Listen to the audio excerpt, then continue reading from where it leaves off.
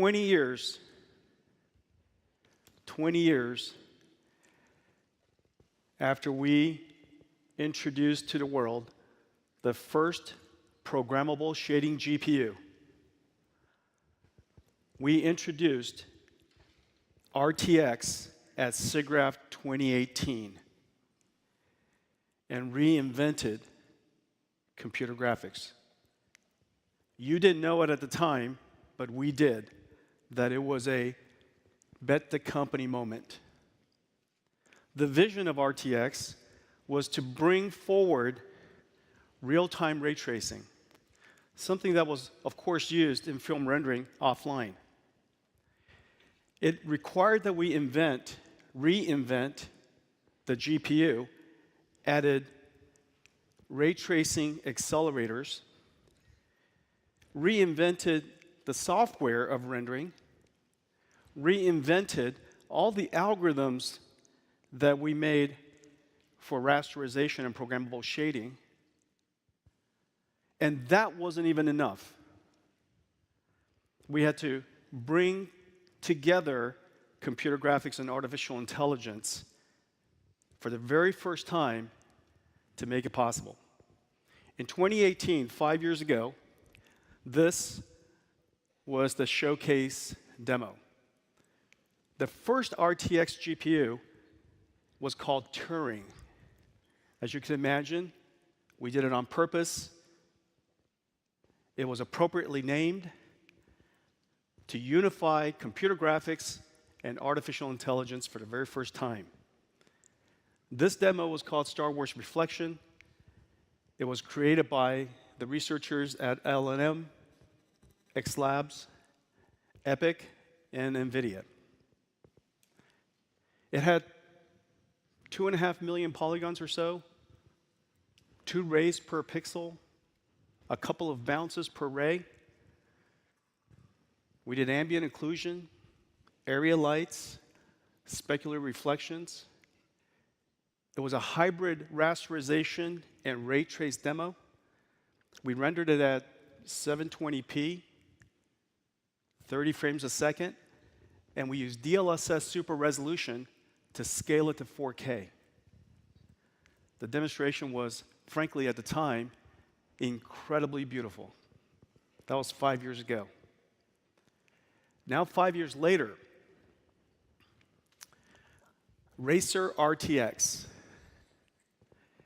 250 million polygons, 100 times more geometry, 10 rays per pixel, about 10 bounces per ray.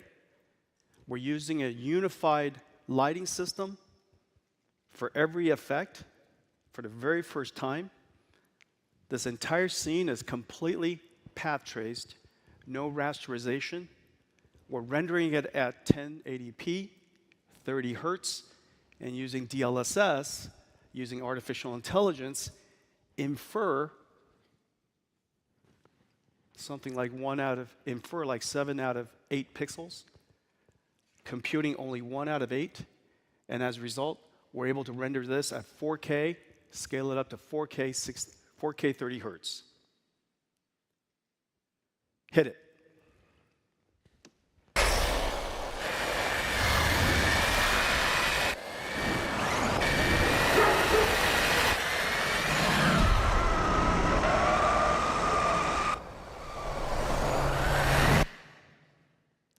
Not bad for real time.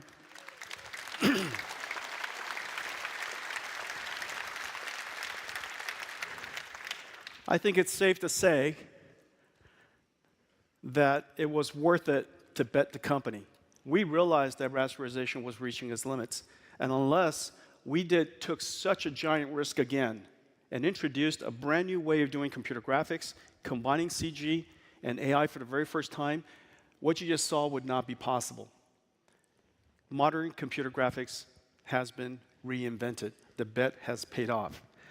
While we were reinventing computer graphics with artificial intelligence, we were reinventing the GPU altogether for artificial intelligence. The GPU when I came to see you last time, 5 years ago, most people would say that this is what a GPU looks like. And in fact, this is the GPU that we announced. This is Turing. And this, you guys might remember this. This is the Turing GPU. But this is what a GPU is today. This GPU is, I guess, let's see, 8 hoppers, each one of them. All together, something like between the hoppers, the 8 hoppers connected with NVLink, the InfiniBand networking, the NV switches that are connecting them together, the NVLink switches, all together, 1 trillion transistors. This GPU has 35,000 parts. It's manufactured by a robot, like an electric car. It weighs 70 pounds, consumes 6,000 watts. And this GPU revolutionized computer science altogether. This is the 3rd generation. This is Hopper GPU. This is the GPU that everybody writes music about. There's a Billy Joel song written about this GPU. And so this GPU has gone on to reinvent artificial intelligence. And 12 years later, after 12 years working on artificial intelligence, something gigantic happened. The generative AI era is upon us. The iPhone moment of AI, if you will, where all of the technologies of artificial intelligence came together in such a way that it is now possible for us to enjoy AI in so many different applications. The revolutionary transformer model allows us to learn from a large amount of data that's across large spans of space and time to find patterns and relationships, to learn the representation of almost anything with structure. We learned the representation, how to represent language in mathematics and vectors, in vector space, audio, animation, 3D, video, DNA, proteins, chemicals. And with a generative model and the learned language model, you can guide the autoregressive diffusion models to generate almost anything you like. And so we could learn the representation of almost anything with structure. We can generate almost anything that we can learn from structure. And we can guide it with our human natural language. The journey of NVIDIA accelerated computing met the journey of the deep learning researchers. And the big bang of modern AI happened. This is now 12 years later, the 12-year journey of our work in artificial intelligence, and it is incredible what is happening around the world. The generative AI era has clearly started. The combination of large language models and generative models, these autoregressive generative models, has kicked off the generative AI era. Thousands of papers in just the last several years have been written about this area of large language models and generative AI. Billions of dollars are being invested into companies, and just about every single domain and every single industry is pursuing ideas on generative AI. And the reason for that is very simple. The single most valuable thing that we do as humanity is to generate intelligent information. And now, for the very first time, computers can help us augment our ability to generate information. And the number of startups are just doing amazing things. Of course, they're doing content creation, but they're also using generative AI to steer the steering wheel of a self-driving car, or animate, articulate the robotic arm, generate proteins, chemicals, discover new drugs, even learning the structure of physics so that we can generate physics of mesoscale multiphysics, maybe accelerate the understanding of climate change. Well, here's some examples of some amazing things. This is the Adobe Firefly. Adobe Firefly does outpainting. Imagine the space around the image that we never captured. Move AI does mocap from just video. This is on the upper right. You decide which one's real. I'm going with the left. Viscom does sketch to image guided by language prompt. This one's really cool. There are a lot of people who know how to sketch, And from the sketch and some guidance from your language, you could generate something photorealistic and rendered. The future of computer graphics is clearly going to be revolutionized. And this is really cool. Wonder Dynamics, not only is the name of the company cool, but they do pose and lighting detection and replace the actor with a CG character. It just goes on and on and on. The number of generative AI startups around the world, I think we're coming up on something like 2,000. And they're in just about every single industry. The generative AI era has arrived. Well, what's really profound, though, is that when you take a step back and ask yourself, what is the meaning of generative AI? Why is this such a big deal? Why is it changing everything? Well, the reason for that is, first, human is the new programming language. We've democratized computer science. Everybody can be a programmer now because human language, natural language, is the best programming language. And it's the reason why ChatGPT has been so popular. Everybody can program that computer. Large language model is a new computing platform because now the programming language is human, and what you program that computer understands large language models. And generative AI is the new killer app. These three insights has gotten everybody just insanely excited. And because for the very first time, after 15 years or so, a new computing platform has emerged. Like the PC, like the internet, like mobile cloud computing, a new computing platform has emerged. And this new computing platform is going to enable all kinds of new applications, but very differently than the past. This new computing platform benefits every single computing platform before it.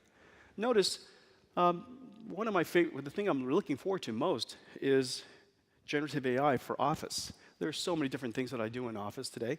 It would be great to plug in generative AI to help me be more productive in that.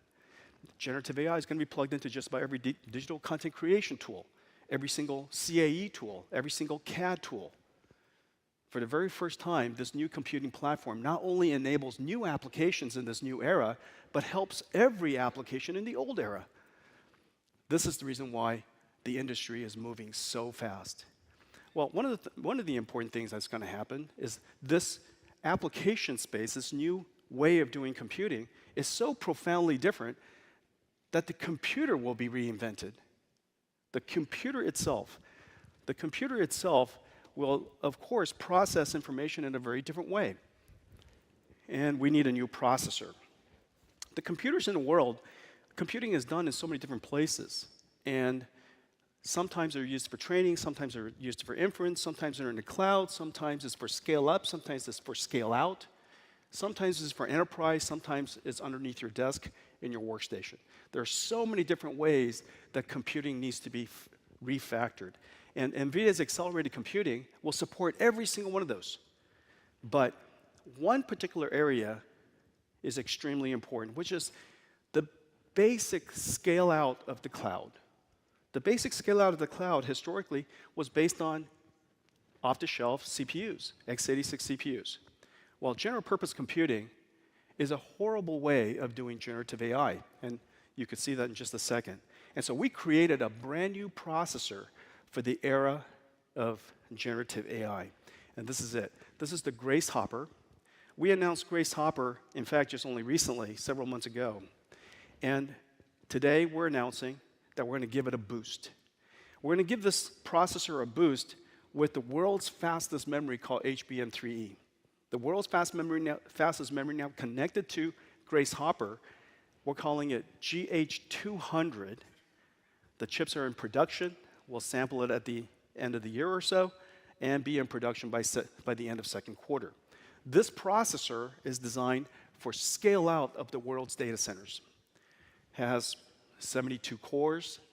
Grace CPU core is connected through this incredibly high-speed link, cache coherent, memory coherent link between the CPU and the GPU. This is the CPU and that's the GPU. The Hopper GPU is now connected to HBM3E. It has 4 petaflops of transformer engine processing capability, and now it has 5 terabytes per second of HBM3E performance. So this is the new H200, based on the architecture, Grace Hopper, and a processor for this new computing era. There's a whole lot of ways that we can connect Grace Hopper into a computer. This is one of my favorites. By connecting two of them into one computing node, connecting it together with NVLink, and this NVLink between these two processor modules is 6 terabytes per second. And it basically turns these two processors, these two super chips, into a supersized super chip. One giant GPU, one giant CPU. The CPU now has 144 cores. The GPU has 10 terabytes per second of frame buffer bandwidth. 10 terabytes per second of frame buffer bandwidth, and 282 gigabytes of HBM3E. Well, pretty much you could take just about any large language model you like and put it into this, and it will inference like crazy. The inference cost of large language models will drop significantly because look how small this computer is. And you could scale this out in the world's data centers because the servers are really, really easy to scale out. You can connect this with Ethernet, you can connect it with InfiniBand, and of course, there's all kinds of different ways that you can scale it out. Let's take a look at what it means if you were to scale it, take this, and now scale it up into a giant system. This is 2 GPUs, but what if we would like to scale this up into a much, much larger GPU? Run it, please.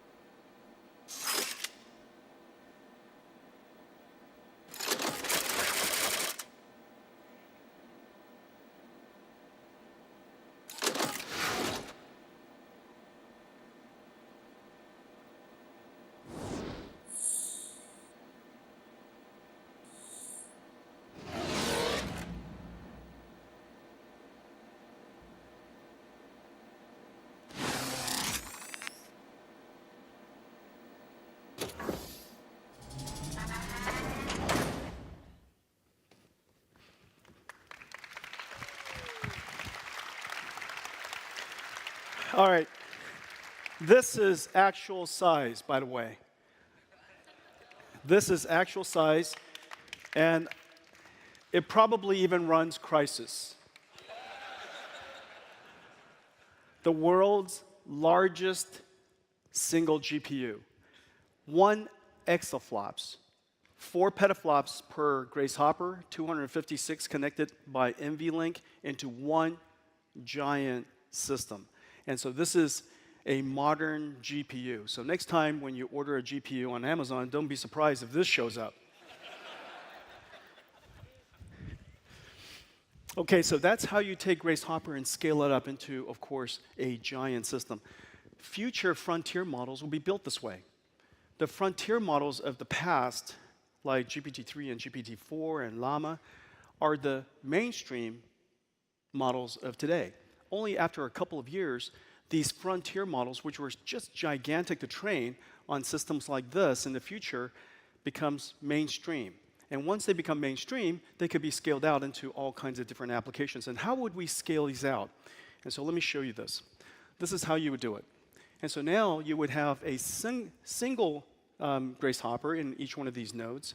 This is the way computing was done in the past. For the last 60 years, ever since the IBM System 360, the central processing units or general purpose computing was relatively mainstream. And for the last 60 years, that's the way we've been doing computing. Well, now, general purpose computing is going to give way to accelerated computing and AI computing. And let me illustrate to you why. The canonical use case of the future is a large language model in the front end of just about everything. Every single application, every single database, whenever you interact with a computer, it will likely be first, you'll likely be first engaging a large language model. That large language model will figure out what is your intention, what is your desire, what are you trying to do given the context, and present the information to you in the best possible way. It will do the smart query, maybe a smart search, augment that query and search with your question, with your prompt, and generate whatever information necessary. And so the canonical example that I'm using here is a Llama 2 large language model that is being inferenced. It then does a query into a semantic database, a vector database of some kind, and the output of that is augmented and becomes a guide for a generative model.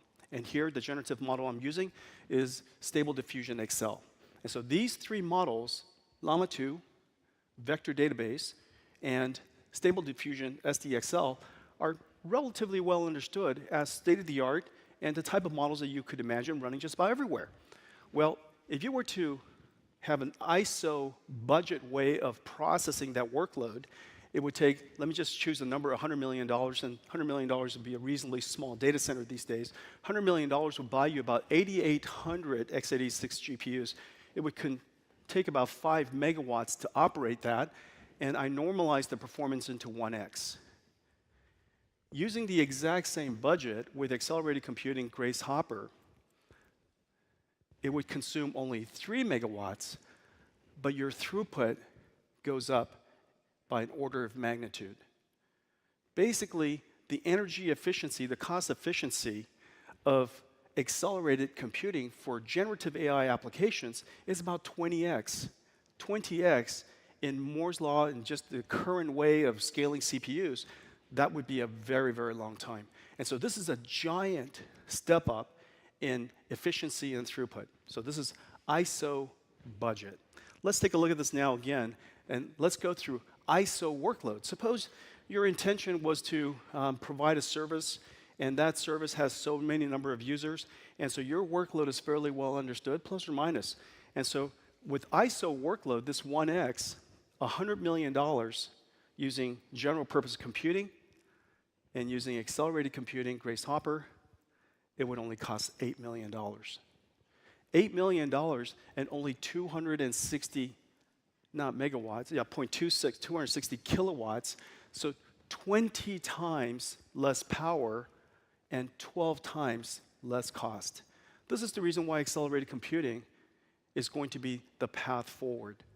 And this is the reason why the world's data centers are very quickly transitioning to accelerated computing. And some people say, and you guys might have heard, I don't know who said it, but the more you buy, the more you save. And that's wisdom.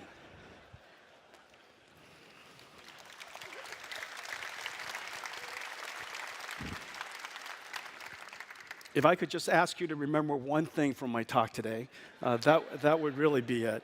That the future is accelerated computing, and the more you buy, the more you save. Well, today I want to talk about something really, really important. And so the backdrop, accelerated computing. The backdrop, generative AI. The backdrop, the things that, real-time ray tracing. The future of computer graphics unified with AI. Let's talk about a couple of new things. And so today I want to talk about Omniverse and generative AI and how they come together. The first thing that we already established is that graphics and artificial intelligence are inseparable. That graphics needs AI, and AI needs graphics. Graphics needs AI, and AI needs graphics.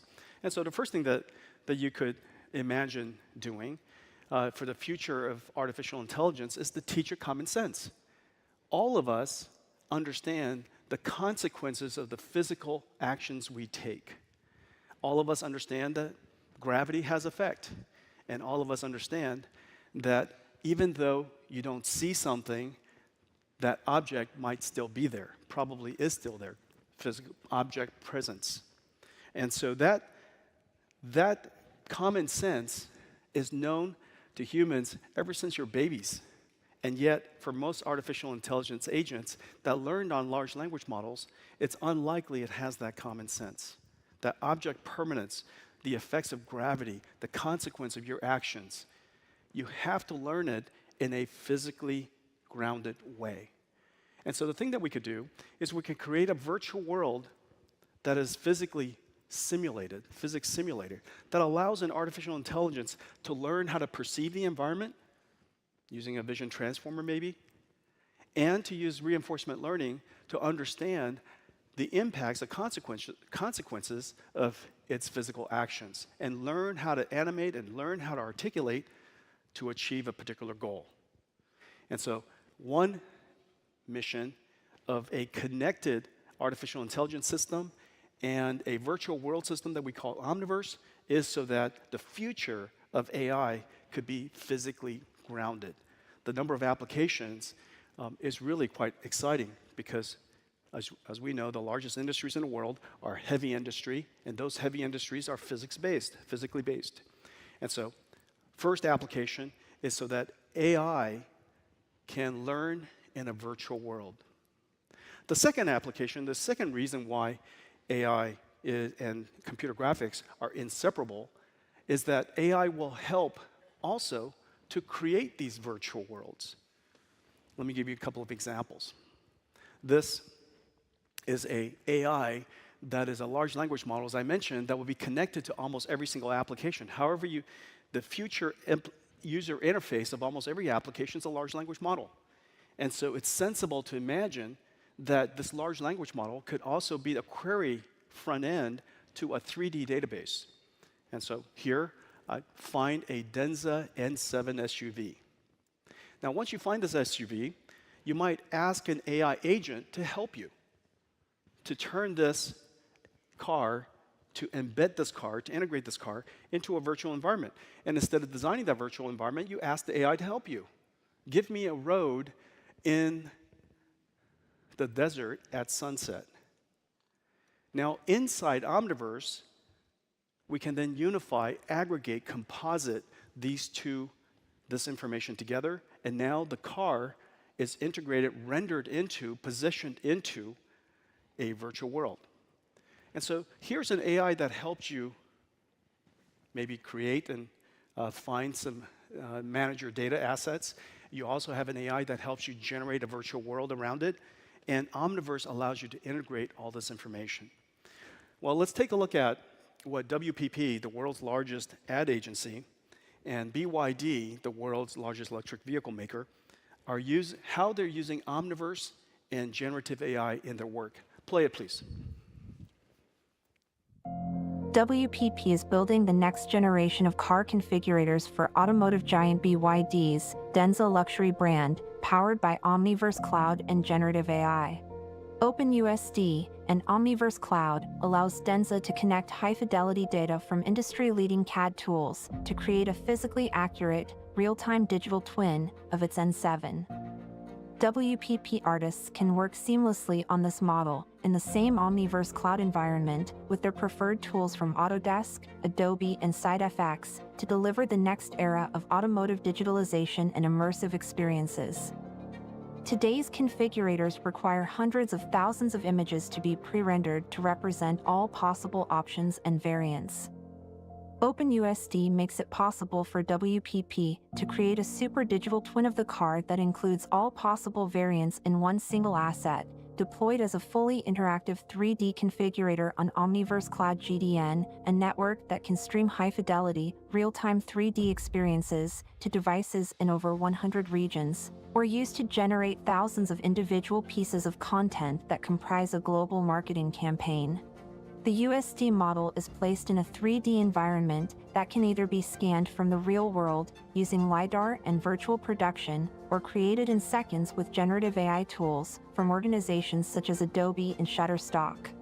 This innovative WPP solution for BYD brings generative AI and cloud-rendered real-time 3D together for the first time, powering the next generation of e-commerce.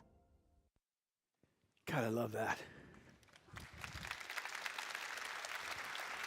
Everything Everything was rendered in real time. Nothing was pre-rendered. Every single scene that you saw was rendered in real time. Every car, all of the beautiful integration with the background, all the rendering, everything is 100% real time. The car is the original CAD data set of BYD. Nothing was changed. You literally take the CAD, drag it into Omniverse, you tell an AI, synthesize and generate an environment, and all of a sudden the car appears wherever you like it to be. So this is one example of how generative AI and human designs come together to create these incredible applications. And so how do we do this? Applications, generative AI models are making tremendous breakthroughs. And what you want to do, we all want to do this. There are millions of developers and artists and designers around the world, and companies, every single company would like to take advantage of, and certainly everybody at NVIDIA working hard to utilize large language models and generative AI in our work. In fact, the Hopper GPU is impossible to design by humans. We needed AIs and generative models to help us find the way to design this thing in such a high-performance way. And so it augments our design engineers. It makes it possible for us to create some of these amazing things at all. And of course, the productivity of the teams go up tremendously. Well, we would like to do this in just about every single industry. So the first thing that we have to do is we have to go find a model that works for us so that we can fine-tune it. You can't just use the model as is. You want to fine-tune it for your curated data. The second thing you want to do is to augment your engineers, your artists, your designers, your developers with the capability of these generative models. So augmenting it, composing the information together. In this particular case, I'm using media and entertainment or virtual world as an example, and this is the reason why Omniverse is central to that. We want to be able to run this in the cloud, of course, and we'll continue to run this in the cloud, but as you know, computing is done literally everywhere. AI is not some widget that has a particular capability. AI is the way software is going to be done in the future. AI is the way computing will be done in the future. It will be literally in every application. It will be run in every single data center. It will run in every single computer at the edge in the cloud. And so we want to have the ability to not just do AI, generative AI in the cloud, but to be able to do it literally everywhere. In the cloud, in data center workstations, your PCs. And we want to do this by making it possible for these really complicated stacks to run. There's a reason why the world's AI is done largely in the cloud today. We partner very closely with the CSPs. The amount of acceleration libraries and all the run times, and from data processing to training to inference to deployment, the software stack is really complicated. The libraries, the runtimes, just getting it to run on a particular device and system is incredibly hard. And that's the reason why it's stood up as a managed service that everybody can use. Well, we believe that in order for us to democratize this capability, we have to make it run literally everywhere. And so we have to have these unified optimized stacks be able to run on almost any device and make it possible for you to engage AI. Well, the first question is, where are the world's models? Well, the world's models are largely on Hugging Face today. It is the largest community of AI, the largest AI community in the world. Lots and lots of people use it. 50,000 companies, 2 million users, I think. 50,000 companies engage Hugging Face. There's some 275,000 models, 50,000 data sets. Just about everybody who creates an AI model and wants to share with the community puts it up in Hugging Face. So today we're announcing that Hugging Face is going to build a new service to enable their community to train directly on NVIDIA DGX Cloud. NVIDIA DGX Cloud is the best way to train models. And its footprint is being set up, our DGX Cloud footprints are being set up in Azure, OCI, Oracle Cloud, and GCP. So the footprint is going to be largely everywhere. And you'll be able to find from the Hugging Face portal, choose your model that you would like to train, or you'd like to train a brand new model, and connect yourself to DGX Cloud for training. So this is going to be a brand new service to connect the world's largest AI community with the world's best AI training infrastructure. So that's number one. Where do you find the models? But you want to do this in the cloud, but you might also want to do this everywhere else. And how do you build that infrastructure for yourself? And so the second thing we're announcing today is the NVIDIA AI Workbench. This workbench is a collection of tools that make it possible for you to automatically assemble the dependent runtimes and libraries. The libraries to help you fine-tune and guardrail, to optimize your large language model, as well as assembling all of the acceleration libraries, which are so complicated, so that you could run it very easily on your target device. You could target a PC, you could target a workstation, you could target your own data center, or with one click, you can migrate the entire project into any one of these different areas. Let's take a look at NVIDIA AI Workbench in action. Generative AI is incredibly powerful, but getting accurate results customized with your secured, proprietary data is challenging. NVIDIA AI Workbench streamlines selecting foundation models, building your project environment, and fine-tuning these models with domain-specific data. Here, AI Workbench is installed on a GeForce RTX 4090 laptop, where we've been experimenting with an SDXL project. As our project gets more complex, we need much more memory and compute power, so we use AI Workbench to easily scale to a workstation powered by 4 NVIDIA RTX 6000 Ada generation GPUs. AI Workbench automatically creates your project's environment, building your container with all dependencies including Jupyter. Now, in the Jupyter Notebook, we prompt our model to generate a picture of Toy Jensen in space. But because our model has never seen Toy Jensen, it creates an irrelevant result. To fix this, we fine-tune the model with 8 images of Toy Jensen, then prompt again. The result is much more accurate. Then, with AI Workbench, we deploy the new model in our enterprise application. This same simple process can be applied when customizing LLMs such as Llama 2 70B. To accommodate this much larger model, we use AI Workbench to scale to the data center, accessing a server with 8 NVIDIA L40S GPUs. We tune with 10,000 USD code snippets and nearly 30,000 USD functions built by NVIDIA, which teaches the model to understand 3D USD-based scenes.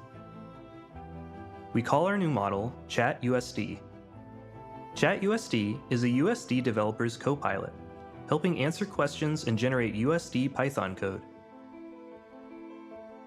With NVIDIA AI Workbench, you can easily scale your generative AI projects from laptop to workstation to data center or cloud with a few clicks.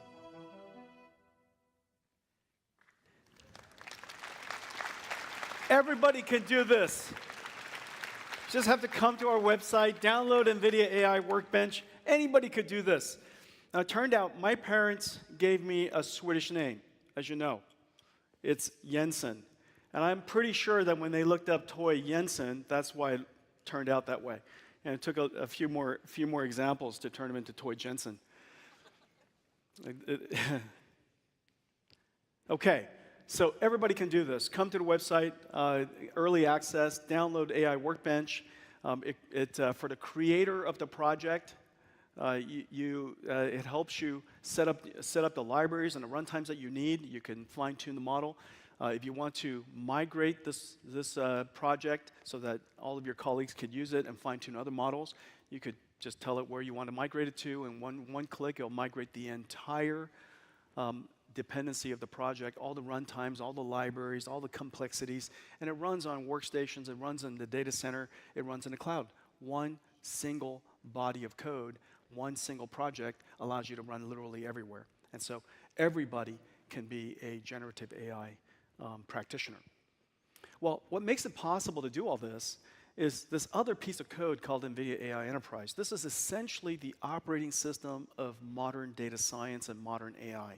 It starts with data processing, data curation, and just, data processing represents some 40, 50, 60% of the amount of computation that is really done before you do the training of the model.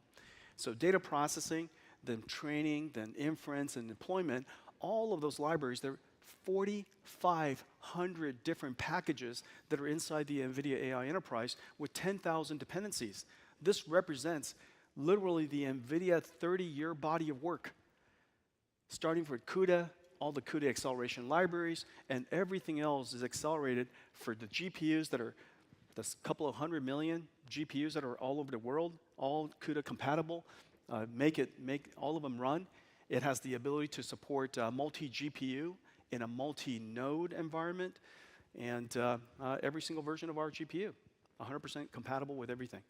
And this operating system of AI, if you will, has been integrated into the cloud, integrated with leading operating systems like Linux and Windows WSL2, Windows subsystem for Linux. The second version, WSL2, has been optimized for CUDA and supports VMware. The body of work that we've done with VMware is incredible. This took several years to do, a couple, 2.5 years, for us to make VMware be CUDA compatible, CUDA aware, multi-GPU aware, and still have all the benefits of an enterprise, one pane of glass, resilient, virtualized data center. And so this entire stack of NVIDIA AI Enterprise, this is really the giant body of work that makes all of this possible. As a result, literally everything that you would like to run will be supported by the ecosystem we're talking about here. It's also integrated above the stack into MLOps applications to help you with the management and the coordination of doing data processing, data-driven software in your company, as well as will be integrated into AI models that will be provided by ServiceNow and Snowflake. Okay, so NVIDIA AI Enterprise is what makes NVIDIA AI Workbench even possible in the first place. Now we have these incredible models that are in Hugging Face, that are pre-trained and open sourced. We can now train them and fine-tune them on AI Workbench. You could run it anywhere because of AI Enterprise. Now we just need some powerful machines. We have powerful machines in the cloud, of course. DGX Cloud has many footprints around the world. But wouldn't it be great if you had a powerful machine under your desk? And so today we're announcing our latest generation Ada GPU, Ada Lovelace GPU, the most powerful GPU we've ever put in the workstation, is now, oh gosh darn it, I just put my fingerprints on there. Can you guys see that? That's not me. Could you? Hey, can I have this cleaned in the future? My bad. Yuck. Let me show you. That's the worst product launch ever, you guys. The CEO pulls it out and goes, yuck. This is the data center version of Ada Lovelace. Sorry, everybody. My bad. They worked so hard. It was perfect. It's like beautifully lacquered. I'm sad. I'm super sad. Okay. Anyways. Thank you. And that's why you should rehearse. All right, it goes into these amazing workstations, and these amazing workstations packs up to 4 of these GPUs. It packs up to 4 NVIDIA RTX 6000s, the most powerful GPUs ever created, and it run real-time ray tracing for Omniverse, as well as train, fine-tune, and inference large language models for generative AI. And it's available from Box and Dell and HPI and Lambda and Lenovo, and it's available now. Okay, so we're in production with these workstations, and with, as I mentioned, Hugging Face to AI Workbench, NVIDIA AI Enterprise, running on Windows 11 with WSL2, you have an amazing AI machine. You could fine-tune GPT-3, 40 billion parameter GPT-3 in about 15 hours on nearly 1 billion tokens. And so you could take your proprietary data, your curated data, you could maybe bring all of your PDFs, and you could fine-tune this model before you ask it, prompt it and ask it questions. SDXL could be trained, and after it could be fine-tuned, as I mentioned, we showed you an example of us fine-tuning it with Toy Jensen. You can now generate 40 images per minute. Okay, 40 images per minute. This workstation will pay for itself, in who knows, depending on how much you use generative AI these days, it could pay for itself in months. Like I said, the more you buy, the more you save. Okay? Incredibly fast, incredibly powerful, and it's all yours. It produces answers in seconds, not minutes in some of the services that are out there. Okay? And so another incredible machine are the servers. And these servers, as you know, getting GPUs in the cloud these days is no easy feat. And now you can buy it. Okay, you could have your company buy it for you and put it in the data center. And there's a whole bunch of these servers, a whole bunch of different configurations. I don't know if you guys could see this. This is a server that has up to 8 of the L40S Ada Lovelace GPUs. And of course, these are not going to be used for frontier models. These are not designed to train large frontier models like GPT-4 or GPT-5. These are really used for mainstream models today that you can download from Hugging Face, or NVIDIA could work with your company to create based on our language model called NeMo. We could create models that are mainstream today that you could use in just about all kinds of applications around your company. And you could fine-tune it with these GPUs. The fine-tuning of a GPT-3 model, okay, so this is GPT-3, 40 billion parameters, takes about 7 hours for about 1 billion tokens. And so 15 hours in a workstation with 4 GPUs, of course, takes less with 8 GPUs. And just in fine-tuning, this is 1.5 times faster than our last generation A100. And so L40S is a really terrific GPU for enterprise scale fine-tuning of mainstream large language models. You can also use it for of course, synthesizing and generating images. Okay? So generative AI for everyone. Everybody could do it now. Hugging Face, NVIDIA AI Workbench, NVIDIA AI Enterprise, these amazing new enterprise systems that are in production today. All right, let's change gears and talk about what's going on at SIGGRAPH this year. I'm pretty sure all of you have already heard about OpenUSD. OpenUSD is a very big deal. SIGGRAPH 2023 is all about OpenUSD. OpenUSD is visionary and it's going to be a game changer. OpenUSD is a framework, a universal interchange for creating 3D worlds, for describing, for compositing, for simulating, for collaborating on 3D projects. OpenUSD is going to bring together the world onto one standard 3D interchange and has the opportunity to do for the world and for computing what HTML did for the 2D web. Finally, an industry standard, powerful and extensible 3D interchange that brings the whole world together. A really big deal. Now let's take a look at why it is such a visionary thing that Pixar did. It was invented, well, I forget exactly when they invented it, but they open sourced it in 2015. And they've been, of course, using this framework for over a decade, building amazing 3D content.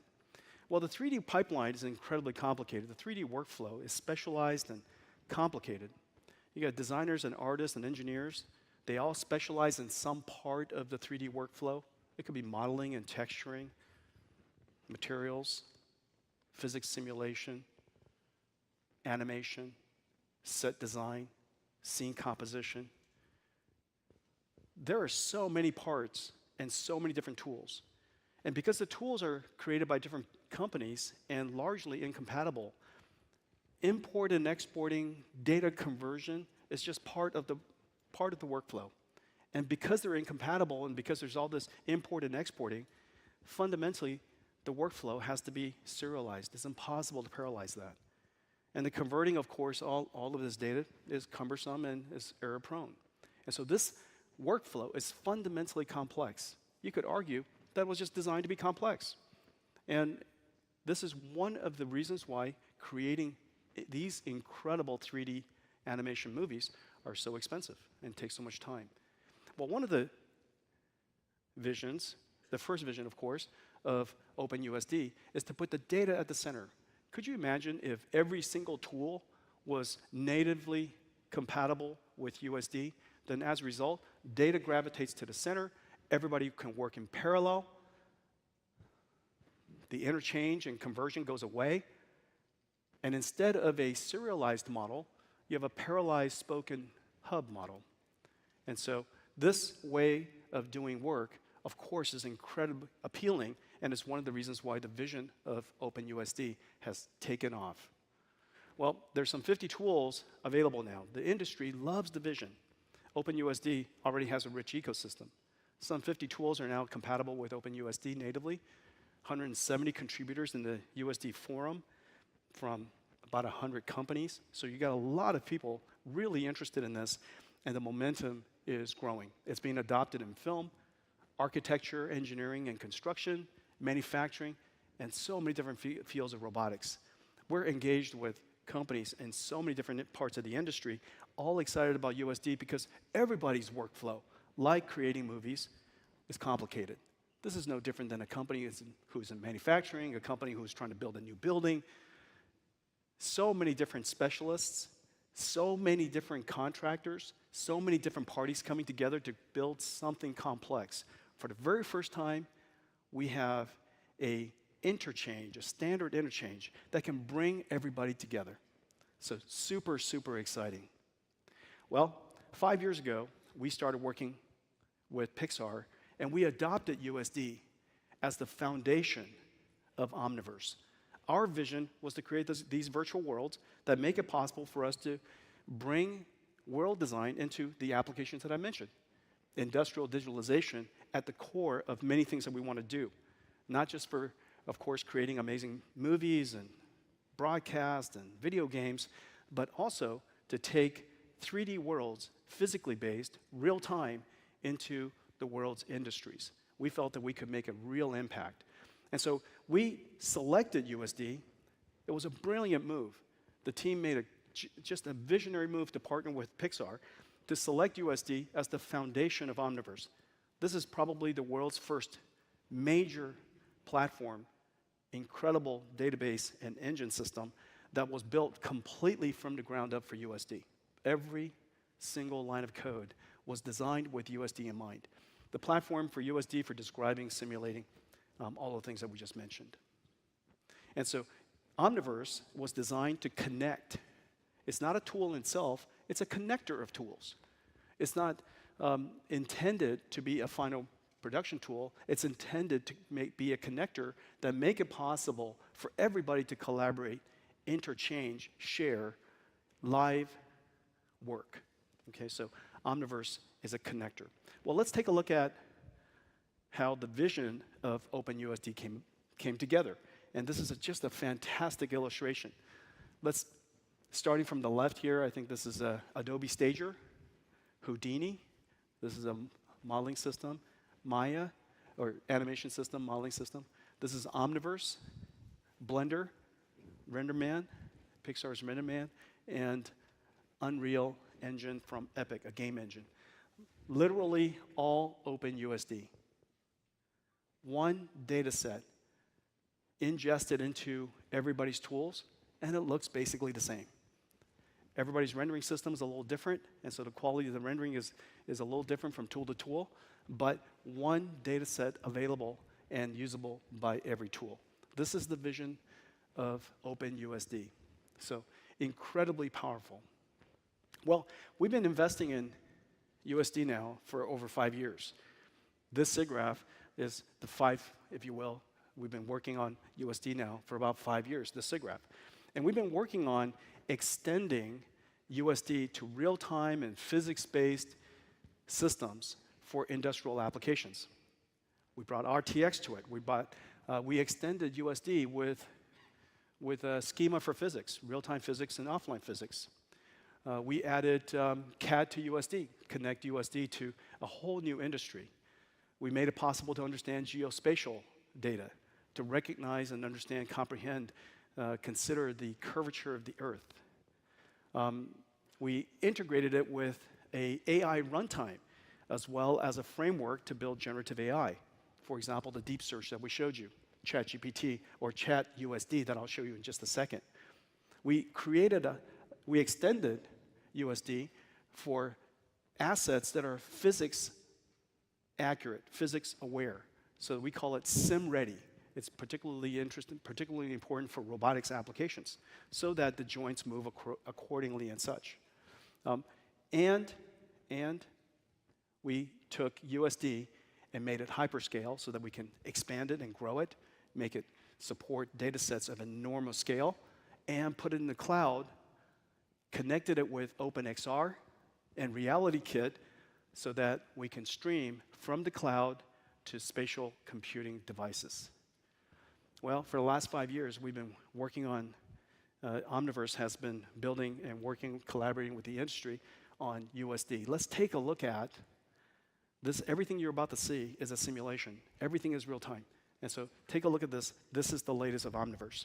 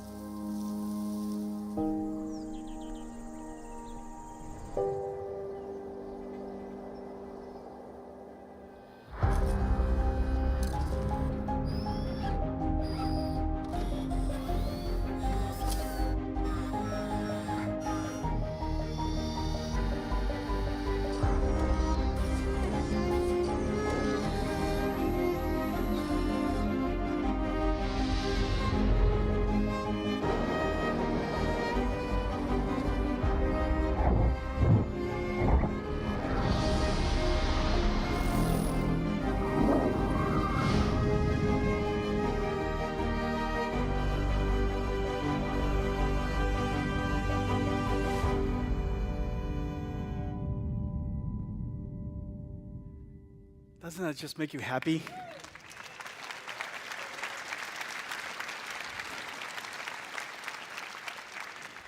No art, all physics. Physics make you happy, doesn't it? Physics makes you happy. Okay, well, we wanted to put Omniverse everywhere. You could download Omniverse from our website and run it on your PC and your workstation. For enthusiasts and designers, that's perfect. You could also license Omniverse for enterprise. And for enterprises that are using it across many different organizations, we even set up a managed service for you inside your company. We're putting Omniverse now in the cloud so that we could host and serve up APIs that can be connected to developers and applications and services so that you can have the benefit of some of these amazing capabilities. And so we're setting up Omniverse Cloud. Now, Omniverse, as I mentioned before, is not a tool. It's a platform for tools. It's not a tool. It's a platform for tools. And we created a whole bunch of interesting tools to help you get started. There are reference applications, and many of them are open sourced. One application, for example, that I really love is Isaac Sim. It's a gym for teaching robots, for robots to learn how to be a robot. And because it's so physically accurate, the sim to real gap is reduced. And so theoretically, you should be able to learn as a robot how to be a robot inside Omniverse. And that neural network, that software, could then be put into a local embedded device like a Jetson or one of NVIDIA's Jetson computers, robotic computers, and the robot can perform its task. Okay, and so we would like to put Omniverse in as many places as possible. There's a whole bunch of different applications. And this SIGGRAPH, we're announcing a few new APIs, really cool APIs. Now, we demonstrated a really cool API just recently. It's called ACE, Avatar Cloud Engine. And so it understands speech, so you could do speech with it. It talks, it recognizes your voice, speaks to you. Based on what it's saying, based on the sound that it's making, it animates the face accordingly, audio to face. And so we call that the ACE engine in the cloud. We're going to show you a couple of new APIs. And this one API, this is the RunUSD API. Of course, this should be the first API. What do you guys think? Pretty cute, huh? And so you send to the cloud USD. And what comes out of the cloud, what streams from the cloud onto your device in OpenXR or RealityKit to your spatial computing device will be this incredibly beautifully rendered and, very importantly, interactive USD. So let's take a look at it.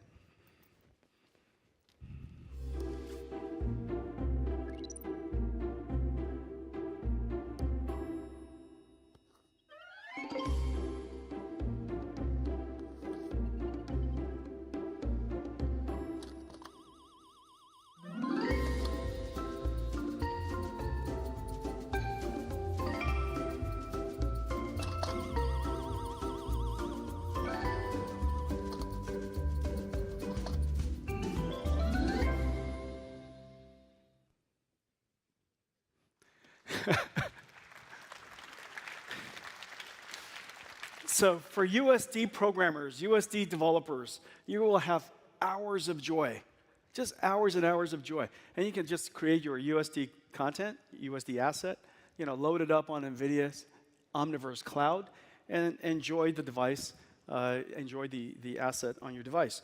Now, this allows you, of course, to test the compatibility of your USD.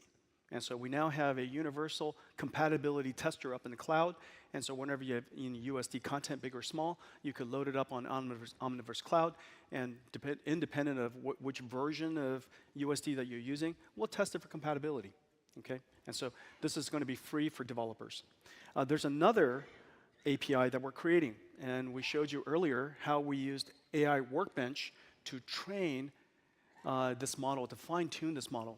We started with Llama 2, and we fine-tuned it for USD. And so let's take a look at the video. For USD developers, building, profiling, and optimizing large 3D scenes can be a very complex process. ChatUSD is an LLM that's fine-tuned with USD functions and Python USD code snippets using NVIDIA AI Workbench and the NeMo framework. This generative AI copilot is easily accessed as an Omniverse Cloud API, simplifying your USD development tasks directly in Omniverse. Use ChatUSD for general knowledge, like to understand the geometry properties of your USD schema, or complete previously tedious, repetitive tasks, like generating code to find and replace materials on specific objects, or to instantly expose all variants of a USD print.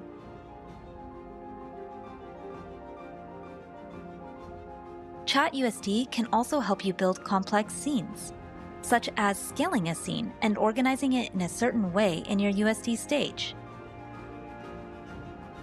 Build bigger, more complex virtual worlds faster than ever with ChatUSD generative AI for USD workflows. ChatUSD.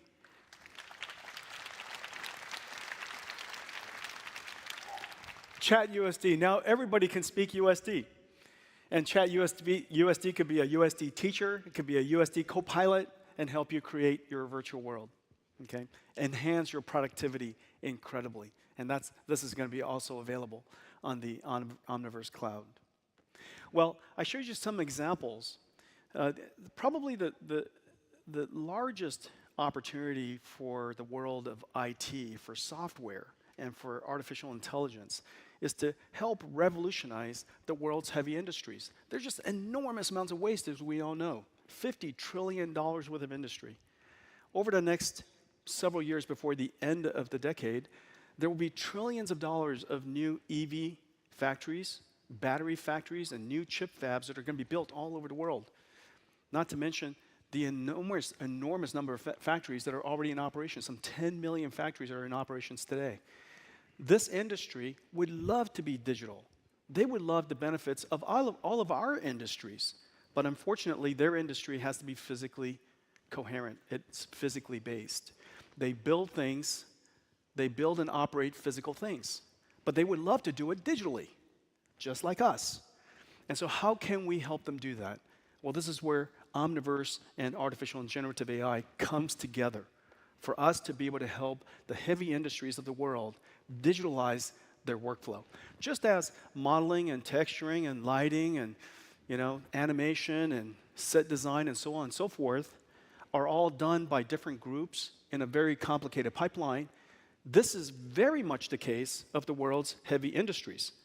Every one of their organizations, from design to styling to engineering and simulation and testing, to factory building and design, factory planning to build the products, and even operating these software-defined, robotics-assisted products in the future, all of this is done completely mechanically today.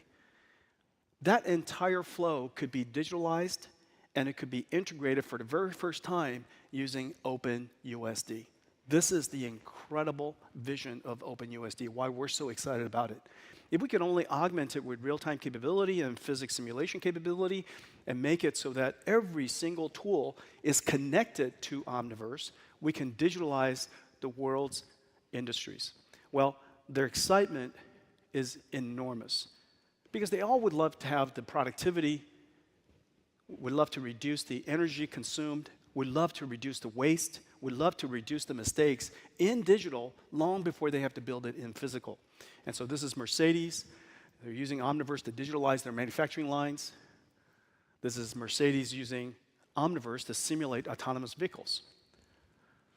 This is BMW using Omniverse to digitalize their global network of factories, some 30 factories. They're now building it in Omniverse without breaking ground and doing the entire integration a year before the factory is actually even built.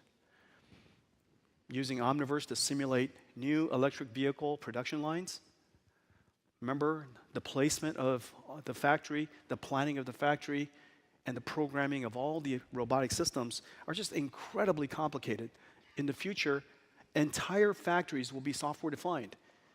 The factory will be robotic, orchestrating a whole bunch of robots that are building cars that themselves are robotic. So robots building orchestrating robots building robots. So that's the future, and everything is all software-driven, everything is all AI-enabled. This is BMW using AI to drive their operations. This is Wistron using Omniverse to digitalize their production line to build this machine. As I mentioned, 35,000 parts, incredibly complicated, one of the most expensive, one of the most valuable instruments that's made anywhere. And so having that line be completely robotic and automated is really important. This is Pegatron using Omniverse to digitalize PCB manufacturing. Again, this is the PCB of this incredibly complicated PCB motherboard. This is the most complex motherboard the world's ever made. TechMan is using Omniverse to test and simulate cobots. It's not surprising to you, but most cobots, most robots today are not very autonomous, not very AI-driven. Programming the robots usually costs way more than the robots themselves. I heard a statistic that the robot for a manufacturing arm for the automotive